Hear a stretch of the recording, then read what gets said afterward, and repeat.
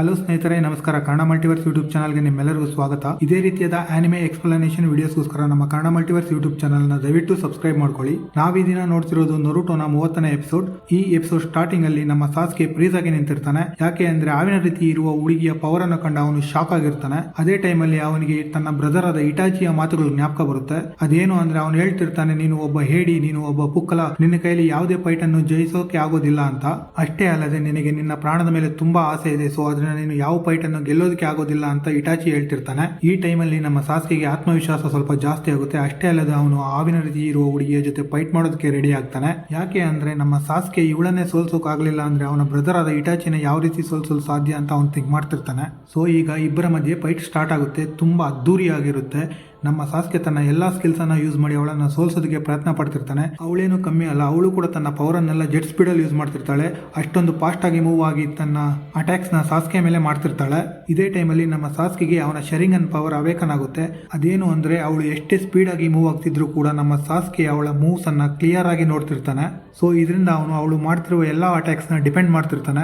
ಈ ಕಡೆ ನಮ್ಮ ಟೀಚರ್ ಕಾಡಿನೊಳಗೆ ಬರ್ತಾ ಇರ್ತಾರೆ. ಅವರು ಥಿಂಕ್ ಮಾಡ್ತಿರ್ತಾರೆ, ನೈಟ್ ಆಗೋದ್ರೊಳಗೆ ಅವಳನ್ನ ಏನಾದ್ರೂ ಮಾಡಿ ಕಂಡುಹಿಡಿಬೇಕು, ಇಲ್ಲಾಂದ್ರೆ ತುಂಬಾ ಕಷ್ಟ ಆಗುತ್ತೆ ಅಂತ.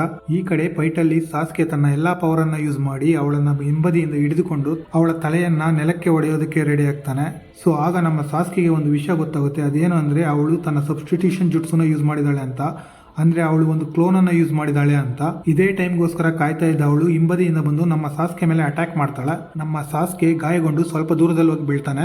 ಆದ್ರೆ ತಕ್ಷಣನೇ ತನ್ನ ಹತ್ರ ಇದ್ದ ಕೂನ ನೈಫ್ಗೆ ಥ್ರೆಡ್ಸ್ ಅನ್ನ ಕನೆಕ್ಟ್ ಮಾಡಿ ಅವಳನ್ನ ಒಂದು ಮರಕ್ಕೆ ಬಂಧಿಸ್ತಾನೆ. ತನ್ನ ಡ್ರ್ಯಾಗನ್ ಫೈರ್ ಸ್ಟೈಲ್ ಜುಟ್ಸುನ ಯೂಸ್ ಮಾಡಿ ಅವಳನ್ನ ಸುಟ್ಟಾಕ್ತಾನೆ. ಈ ಕಡೆ ನಮ್ಮ ಸಾಕುರ ಸಾಸ್ಕೆ ಗೆದ್ದ ಅಂತ ಸಂತೋಷ ಪಡೋದಕ್ಕೆ ಸ್ಟಾರ್ಟ್ ಮಾಡ್ತಾಳೆ. ಆದ್ರೆ ಹಿಂದೆಯಿಂದ ಅವಳಿಗೆ ಒಂದು ನಗು ಕೇಳಿಸುತ್ತೆ. ಆ ನಗು ತುಂಬಾ ಭಯಂಕರವಾಗಿರುತ್ತೆ. ಅಷ್ಟೇ ಅಲ್ಲದೆ ಅವಳ ವಾಯ್ಸ್ ವುಮೆನ್ ಇಂದ ಮೆನ್ ಆಗಿ ಚೇಂಜ್ ಆಗ್ತಾ ಇರುತ್ತೆ. ಆಗ ಅವಳು ಹೇಳ್ತಾಳೆ, ಏನು ಅಂದ್ರೆ ಇಷ್ಟು ಚಿಕ್ಕ ವಯಸ್ಸಲ್ಲಿ ನೀನು ಶರಿಂಗನ್ನ ತುಂಬಾ ಚೆನ್ನಾಗಿ ಯೂಸ್ ಮಾಡ್ತಾ ಇದ್ಯಾ, ನೀನು ಅವನ ತಮ್ಮನಾಗಿರೋದಕ್ಕೆ ನೀನು ಹೆಮ್ಮೆ ಪಡಬೇಕು, ನೀನು ಉಚಿಹಾ ಕ್ಲಾನ್ ಅಲ್ಲಿ ಇರೋದು ನನಗೆ ತುಂಬಾ ಹೆಮ್ಮೆ ಅನಿಸ್ತಿದೆ ಅಂತ. ಇದನ್ನೆಲ್ಲ ನೋಡ್ತಿದ್ದ ನಮ್ಮ ಹುಡುಗರು ಭಯ ಪಟ್ಕೊಂಡು ಯಾರು ನೀನು ಅಂತ ಕೇಳ್ತಾರೆ. ಹತ್ರ ಇದ್ದ ಸ್ಕ್ರೋಲ್ ಅನ್ನ ಸುಟ್ಟಾಕ್ತಾ ಹೇಳ್ತಾನೆ, ನನ್ನ ಹೆಸರು ಉರೋಚಿಮಾರು, ನನಗೆ ಏನ್ ಬೇಕು ಅಂತ ನಾವು ಮತ್ತೊಂದ್ಸಲ ಭೇಟಿಯಾದಾಗ ಹೇಳ್ತೀನಿ. ಆದ್ರೆ ನೀನು ಈಗ ಈ ಪೋಟಿಯಲ್ಲಿ ಗೆಲ್ಲೋದೇ ಮುಖ್ಯ. ಅದಕ್ಕಿಂತ ಮುಂಚೆ ನೀನು ನನ್ನ ಒಬ್ಬ ಅನುಯಾಯಿಯನ್ನ ಸೋಲ್ಸ್ಬೇಕಾಗಿರುತ್ತೆ. ಅವನು ಯಾರು ಅಂದ್ರೆ ಅವನು ಸೌಂಡ್ ವಿಲೇಜ್ ನ ಒಬ್ಬ ನಿಂಜಾ ಅಂತ ಹೇಳಿ ತನ್ನ ಆವಿನ ರೀತಿಯಾದ ಪವರ್ ಅನ್ನ ಯೂಸ್ ಮಾಡಿ ನಮ್ಮ ಸಾಸ್ಕೆಯ ಕತ್ತಿನ ಮೇಲೆ ಅವನು ಕಚ್ಚಿಬಿಡ್ತಾನೆ. ಆ ಟೈಮಲ್ಲಿ ನಮ್ಮ ಸಾಸ್ಕೆಯ ಕತ್ತಿನ ಮೇಲೆ ಒಂದು ಮಾರ್ಕ್ ಅನ್ನೋದು ಏರ್ಪಾಟಾಗುತ್ತೆ. ಆಗ ನಮ್ಮ ಸಾಕುರ, ನೀನು ನಮ್ಮ ಸಾಸ್ಕೆಗೆ ಏನ್ ಮಾಡಿದೆ ಅಂತ ಕೇಳ್ತಾಳೆ. ಆಗ ಅವನು ಹೇಳ್ತಾನೆ, ನಾನು ಅವನಿಗೆ ಒಂದು ಬಹುಮತಿಯನ್ನ ಕೊಟ್ಟಿದ್ದೀನಿ, ಅದರಿಂದ ಅವನು ನನ್ನ ಮತ್ತೆ ಹುಡುಕೊಂಡು ಬರ್ತಾನೆ, ನನಗೆ ಇನ್ನೂ ಪವರ್ಸ್ ಬೇಕು ಅಂತ ಕೇಳೋ ರೀತಿ ನಾನು ಮಾಡಿದೀನಿ ಅಂತ ಹೇಳ್ತಾನೆ. ಸರಿ, ಈಗ ನಾನು ಇಲ್ಲಿಂದ ಹೋಗೋ ಸಮಯ ಅಂತ ಹೇಳಿ ಅಲ್ಲಿಂದ ಹೊರಟೋಗ್ತಾನೆ. ಆದ್ರೆ ಈ ಕಡೆ ನಮ್ಮ ಸಾಸ್ಕೆ ತುಂಬಾ ನೋವಿನಿಂದ ಕಿರ್ಚ್ತಾ ಇರ್ತಾನೆ.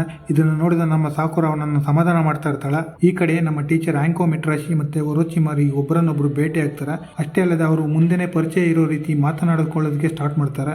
ಅದೇನು ಅಂದ್ರೆ ನಮ್ಮ ಆಂಕೋ ಮಿಟ್ರಾಶಿ ಟೀಚರ್ ಹೇಳ್ತಾರೆ, ನೀನೊಬ್ಬ ಎಸ್ ಕ್ಲಾಸ್ ಕ್ರಿಮಿನಲ್, ನಿನ್ನ ಮೇಲೆ ತುಂಬಾ ಕೇಸ್ಗಳಿವೆ, ಆದ್ರೆ ಈಗ ನಾನು ನಿಮ್ಮನ್ನ ಹಿಡಿಯೋ ಕೆಲಸದಲ್ಲಿ ಇದ್ದೀನಿ, ನೀವೇ ನನಗೆ ಎಲ್ಲಾನು ಕಲ್ಸ್ಕೊಟ್ಟಿದ್ದು ಅಲ್ವಾ ಗುರುಗಳೇ ಅಂತ ಹೇಳ್ತಾಳೆ. ಈಗ ಇವ್ರ ಇಬ್ಬರ ಮಧ್ಯೆ ಫೈಟ್ ಅನ್ನೋದು ಸ್ಟಾರ್ಟ್ ಆಗುತ್ತೆ. ಈಗ ನಮ್ಮ ಟೀಚರ್ ತನ್ನ ಪವರ್ ಅನ್ನೆಲ್ಲ ಯೂಸ್ ಮಾಡಿ ನಮ್ಮ ಒರೋಚಿಮಾರು ಮೇಲೆ ಅಟ್ಯಾಕ್ ಮಾಡ್ತಿರ್ತಾಳೆ.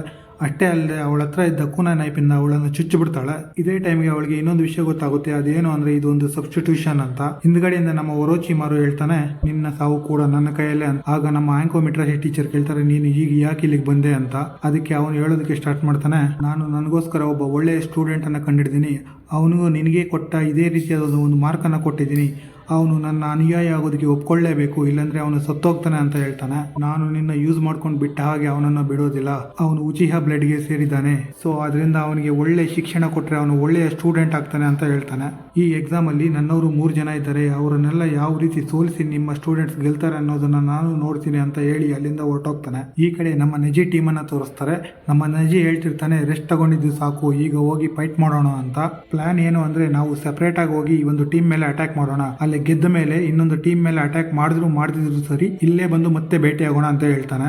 ಅದಕ್ಕೆ ನಮ್ಮ ನೆಜಿ ಟೀಮ್ ಅವರು ಕೂಡ ಒಪ್ಕೊಳ್ತಾರೆ. ಈ ಕಡೆ ನಮ್ಮ ಸಾಕುರ ನಮ್ಮ ಇಬ್ಬರು ಸ್ಟೂಡೆಂಟ್ಸ್ ನ ಉಪಚಾರ ಮಾಡ್ತಿರ್ತಾಳೆ. ಇನ್ನೊಂದ್ ಕಡೆ ನಮ್ಮ ಆಂಕೋ ಮಿಟ್ರಾಶಿ ಟೀಚರ್ ನಡೆದ ಎಲ್ಲಾ ವಿಷಯಗಳನ್ನು ಒಕಾಗೆ ಹತ್ರ ಹೇಳ್ಬೇಕು ಅಂತ ಮುಂದೆ ಹೋಗೋದಕ್ಕೆ ಸ್ಟಾರ್ಟ್ ಮಾಡ್ತಾರೆ. ಆದ್ರೆ ಅದೇ ಟೈಮಲ್ಲಿ ಅವಳ ಎದುರಿಗೆ ಒಂದು ಹುಲಿ ಬಂದು ಅವಳ ಮೇಲೆ ಫೈಟ್ ಮಾಡೋದಕ್ಕೆ ರೆಡಿ ಆಗುತ್ತೆ. ಆದ್ರೆ ಆ ಹುಲಿ ಮೇಲೆ ಯಾರೋ ಪ್ಯಾರಾಲಿಸ್ಟ್ ಜುಟ್ಸುನ ಯೂಸ್ ಮಾಡ್ತಾರೆ. ಅದು ಯಾರು ಅಂದ್ರೆ ನಮ್ಮ ಲೀಫ್ ವಿಲೇಜ್ ನ ಬ್ಲಾಕ್ ಕಾಪ್ಸ್.